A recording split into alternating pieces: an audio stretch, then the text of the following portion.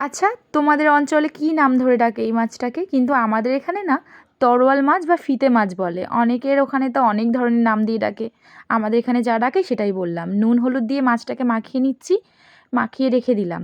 আর একটা ভোলা মাছও ছিল। আর দেখো কড়া গরম করে এখানে আলুগুলোকে আমি ভেজে নিচ্ছি, কারণ এই মাছেতে আমি আলু ইউজ করব। আর এই আলুর মধ্যে কিন্তু আমি নুন হলুদ কিছুই দিইনি, এরকম লাল লাল করে আমি ভেজে নিয়েছি আলুগুলোকে। কিন্তু মিস্টেক করে দিয়েছি, আগে যদি মাছটা ভেজে নিতাম ভালো হতো। তাড়াহুড়োর মধ্যে ছিলাম তো, যা করেছি তোমাদের সামনে সেটাই তুলে ধরেছি। তো এইভাবে আমি দেখো মাছটা ভেজে নিচ্ছি। মাছটা ভাজতে গিয়ে আমার একটুখানি মাছ ভেঙে গেছে, তো যাই হোক, এইভাবে আমি কিন্তু প্রত্যেকটি মাছ ভেজে তুলে নেব। আলু ভাজা আর মাছ ভাজা আমার রেডি। আরও যা মাছ আছে সেগুলোকে এইভাবে ভেজেও নিচ্ছি।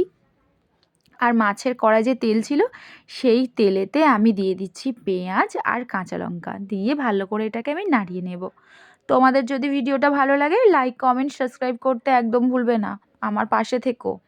আর আমার যদি কিছু ভুল হয় সেটাও আমাকে কিন্তু জানিও। আর তোমরা কে কোথায় থেকে আমার ভিডিও দেখছো সেটা আমাকে বলো, যাতে আমি তোমাদেরকে লাইক করতে পারি বা একটা ধন্যবাদ জানাতে পারি। এখানে দেখো আমি আদা রসুন বাটা দিয়ে দিলাম আর একটু জল দিয়ে দিলাম, কারণ নিচেতে মশলাটা যাতে না পুড়ে যায়। আর এখানে হলুদ গুঁড়ো, লঙ্কার গুঁড়ো আর জিরে মরিচের একসাথে গুঁড়ো সেটা দিয়ে দিলাম।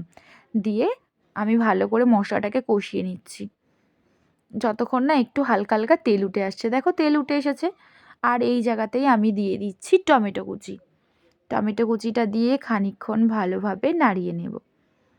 তোমরা কিন্তু আমাকে লাইক করো, মাঝে মাঝে ভিডিওটা দেখো, স্কিপ করে দাও, কিন্তু লাইক দিতে চাও না, কোনো কমেন্ট করো না। আমি না তাই জন্য বুঝতেই পারি না।